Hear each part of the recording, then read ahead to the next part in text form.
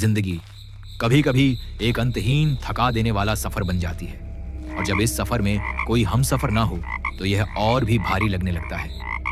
हमारी कहानी के मुख्य किरदार राकेश वर्मा की भी यही कहानी थी। 40 साल का एक अकेला इंसान, शहर में एक अच्छी नौकरी, अच्छा बैंक बैलेंस, पर जिंदगी का बैलेंस पूरी तरह बिगड़ा हुआ था। पत्नी गुजर चुकी थी और घर में सबसे बड़ी आवाज थी, खामोशी। इस घुटन से बचने के लिए राकेश ने एक फैसला लिया, एक सोलो ट्रैकिंग ट्रिप दूर ऊंचे पहाड़ों में।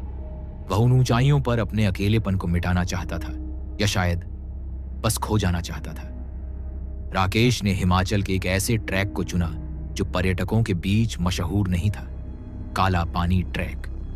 इस ट्रैक को अक्सर स्थानीय गाइड भी अकेले जाने से मना करते थे, पर राकेश को अब किसी की परवाह नहीं थी।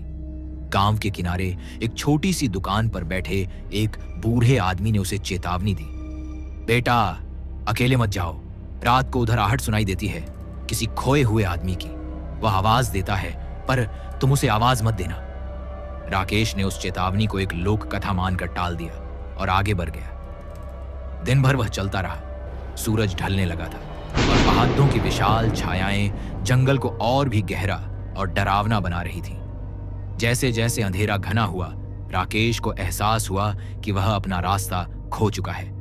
ट्रैक का कोई निशान नहीं दिख रहा था और उसके फोन में भी सिग्नल नहीं था। अंधेरे में उसे पेड़ों के बीचों बीच एक टूटी फूटी झोंपड़ी दिखाई दी, किसी भी आश्रय से बेहतर था।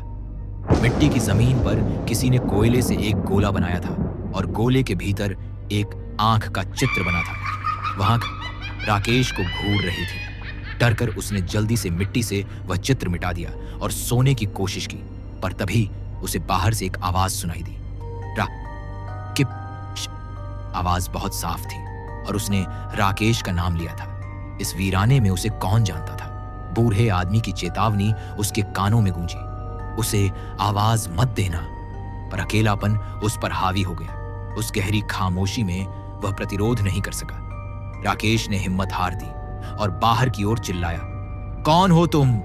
मुझे क्या चाहिए तुम्हें? जैसे ही उसने आवाज दी, बाहर की हवा एकदम से थम गई।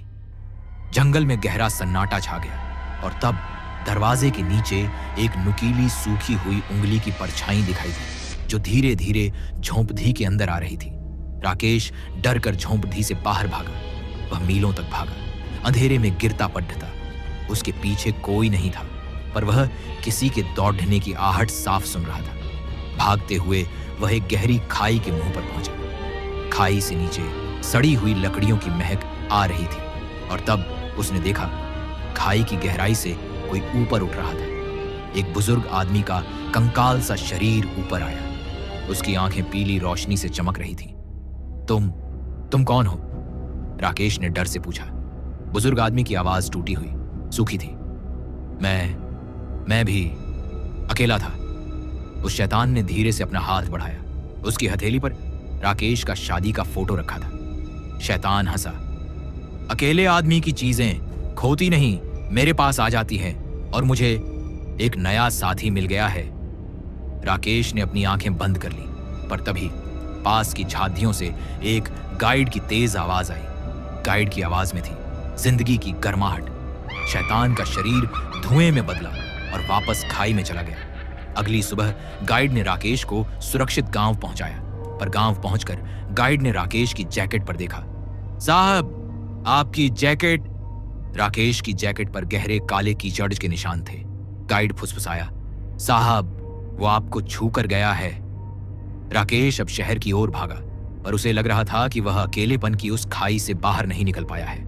वह अपने अपार्टमेंट में पहुंचा, दरवाजा बंद किया और चैन की सांस ली। वह किचन में पानी पीने गया, पर उसकी नजर स्लैब पर पड़ी। किचन स्लैब पर कोयले से बनी हुई वही आंख। राकेश डर से चीख पड़ा, यह यहां कैसे आया? और तब उसे अपने कान के पास वही आवाज सुनाई दी जो उसने पाहदाज पर सुनी थी, अकेलापन अच्छा नहीं होता। राकेश मुद्द कर पीछे देखता है, पर वहां कोई नहीं है। उसके चेहरे पर अब डर नहीं, बल्कि हार मान लेने का भाव है। वह जानता था कि वह भाग नहीं सकता। वह अब अकेला नहीं था, शैतान ने उसे पा लिया था। राकेश की आंखें खाली हो जाती हैं और उसके चेहरे पर धीमी डरावनी मुस्कान आती है। वह अपने घर की खिड़की से बाहर देखता है, जहां रात का अंधेरा है। वह अब मुस्कुरा रहा है। एक ऐसा साथी मिल जाने की खुशी जो उसे कभी अकेला नहीं छोड़ देगा। और उसकी जैकेट पर लगा काला निशान अब उसकी नई पहचान बन चुका था।